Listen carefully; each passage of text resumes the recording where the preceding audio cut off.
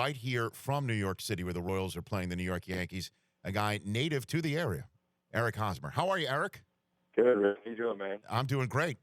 So you're from Jersey, correct? My dad is from Cold Spring, New York, upstate. So Okay.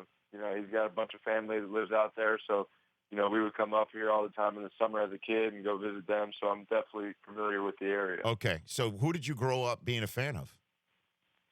Well, it was tough to root for the Marlins back in the day, man, because every time they'd win the World Series, it seemed like they sold the whole entire team the very next year. So I got to come to a Yankee game up here when I was about 12 years old, and I mean that was the first real baseball atmosphere that I'd really experienced. So just grew up being a Yankee fan from that point on. Yeah, good. That old Yankee Stadium. I mean, this current version's not even anything close to that, right? Unfortunately, I never got to play in the old one, but that's what you hear from a lot of the guys. I know that they say the fans are right on you in the old one. So was Mattingly your guy growing up?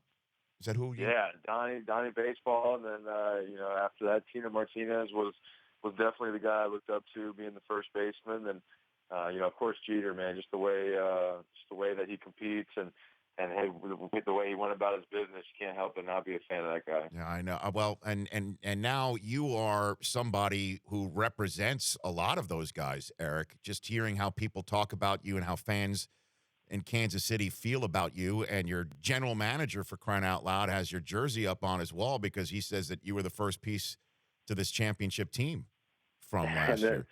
Yeah, that means a lot. It really does, because I think Dayton, our general manager, did an unbelievable job of drafting guys, but high character guys that want to go out and win. And I think when you're surrounded by guys, it definitely brings the best out in you. And really, we just got a bunch of guys on our team, even in the minor leagues coming up, that didn't even make it to the major leagues, but just all competitors and everything they did. And that was always the main message to us. You don't really hear about any individual goals that guys set out to go and get. It's just all about team, and do whatever you can to win, because that's how you're remembered at the end of the day, is by winning championships. Eric Hosmer, Royals first baseman, joining me here on the Rich Eisen Show. And the guys that I work with on the NFL Network, Eric, always tell me how difficult it was to be a champion in the year after they win it all. Always with the targets on the back. And now this year, the team has suddenly found itself under 500 in the second week of May. Do you feel that there's a hangover of sorts, or a target on your back in any way?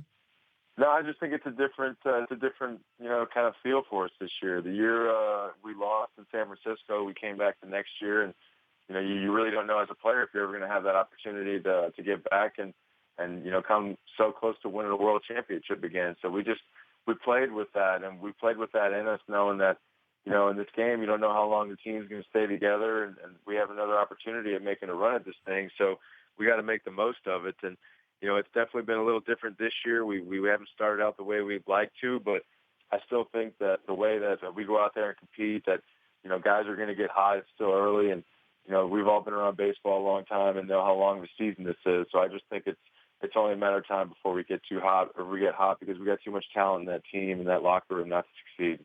And what did Ned Yost say that you can share in a team meeting that he called after the 7-1 loss to the Indians recently? Just that, you got to realize that this is the first and foremost goal that we got to accomplish, is this 162 grind. And we got to, make sure we put ourselves in a position to give us another chance to be playing in October, because, we all know that, when October comes out, this team just finds a different way to come out and play the game and just find ways to win. But, we got to set ourselves up for that first. And we all realize, what we've accomplished the last 2 years. And I think we all realize what else we can accomplish and where we can go down in history with some of these teams. So we just got to realize we got to get to this grind first, find ways to do it. And then, the fun stuff comes later on in the season, but we got to set ourselves up to be there. Eric Hosmer, Royals first baseman, joining me here on the Rich Eisen Show. So Bryce Harper started this whole furor about how baseball for younger players just holds their personality down, that the old school mentality on the unwritten rules of baseball do not allow folks like yourself, of an age of yourself, to be yourself on the field and get fans into the sport. Do you agree with that? Oh, well, speaking from our clubhouse, it's you pretty much hold yourself accountable. And I think that's why so many people get along with Ned and what Dayton's built here in our organization is because, you come to the field and you be yourself and really, you realize what level you're at, what you got to do to prepare for this game. So, we really just come and have a good time. We prepare. I think we have the appreciation from our coaches that they know that when it's time to work, we're going to work. And, I think baseball is fun, man. You look at the Cubs and Madden's got the band inside, the mariachi band inside there for Cinco de Mayo. So, I think you've definitely seen different managers throughout the game that realize how hard this grind is and that sometimes you got to do some different stuff off the field to kind of get guys back in it on the field. Well, you have, in terms of fun, the Big Slick charity event in Kansas City that Eric Stonestreet and the aforementioned Paul Rudd, Jason Sudeikis, and David Keckner, they sing "Take Me Out to the Ball Game" every year in the seventh inning stretch as well. And it's not good. I mean, because they're all, you know what I mean? They're all lubed up. And I've been part of this too. I've been out there too. I know. I'm sure. I think you attended that one year. I remember seeing you out there. Yeah. Yeah. I mean, and how did it seem from you guys? How did it seem from you guys from that perspective? I tell you what, man, we always, because it's right around when we get done with batting practice, and we always turn the TVs on, and sure enough, we're watching the little wiffle ball game you guys got going on, and it is some kind of funny to watch, man. There's always a secret hidden slugger in there that just randomly comes out and just has a good swing and looks like he can actually play the game. Yeah, Stonestreet thinks that he started the rally for the Royals against the Blue Jays last year. Are you aware of that, Eric? Hey, I think he's right, man. We definitely felt some kind of mojo, and something just kind of stuck and kicked into us, and we definitely wrote it on out. Yeah, I think. Did you guys bring him into the clubhouse after the game? We did. We do a funny, post game celebration, and he just randomly just walked in, and he just yelled what he had to yell, and randomly walked out. So we were pretty pumped about that. It was hilarious. And then you win it all. So he probably thinks that he deserves a ring or a share of some sort. I know. We might need Stonestreet, Rudd, and the boys to come spark us up after we get one of these post game wins and get the boys on another run. Oh, they'll be back for the Big Slick later on in June. I know. I'm pumped. I'm pumped for that. It's always a good time. And is it true? I've heard this as a story that you around the batting cage every now and then will talk football about the New York Football Giants and pound the table for Eli Manning being an elite quarterback. Is this a true story?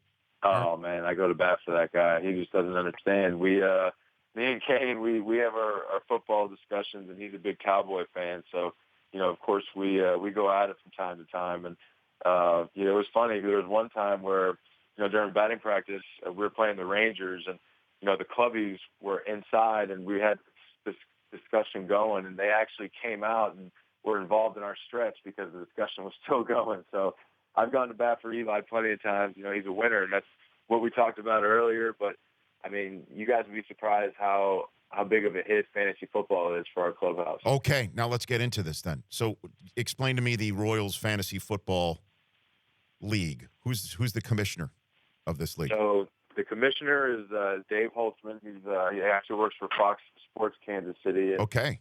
So Gordo has won the past 2 years, but Gordo's getting his information from an outside source, and we just haven't cracked down who it is. But at the end of this show, I'm going to go ahead and get your number, and you're going to be my outside source, so I'm going to go ahead and take Gordo's title from him. Well, Eric, this is a crucial moment in the history of your league because I accept. And this is going to put me over the top right here. Well, look, I've won my league. I've lost my league. It's a fickle beast, this fantasy wench. It's all about the waiver wire, man. You can draft good, but those first couple of weeks, you got to get those good waiver wire picks in, and you're set. Yeah. Okay. What's your team name? I don't know if we can say that one on there. It's not safe for work? Nah, it's not safe for here. It's a fantasy football. That's part of the gig. You got to come up with a clever name. Yes. Okay. So then we'll stick that one aside. And we can't, but I can't have you sit here and go, well, we've got to take Rashad Jennings because you want to root for a Giant. You know what I mean? Like, we got to go best player available. You and I. Oh no, yeah, we're going best player available. You got to realize it's business, and Okay. you can't put your heart in there. So Okay. I realize that. All right, then we can do this. You and I can do this, Eric. I'm more than happy to do this. Now we need to do this. You Okay. understand? We need this. This is big bragging rights.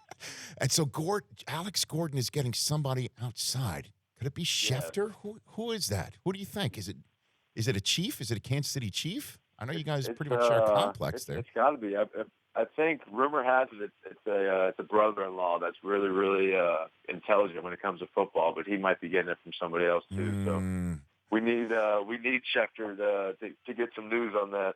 Okay, I'll get Schefter on that story, but in the meantime, I will be your general manager, and then when you win, you'll be putting my jersey up on your wall. Okay. Oh, hey, let's go. I'll send you the trophy. We got everything. We're ready to go. All right, I'm your guy, Eric. Thanks for calling into the show. All right, Rich. Appreciate you having me, man. Always, always. That's Eric Hosmer. The Rich Eisen Show, weekdays at noon Eastern on Audience.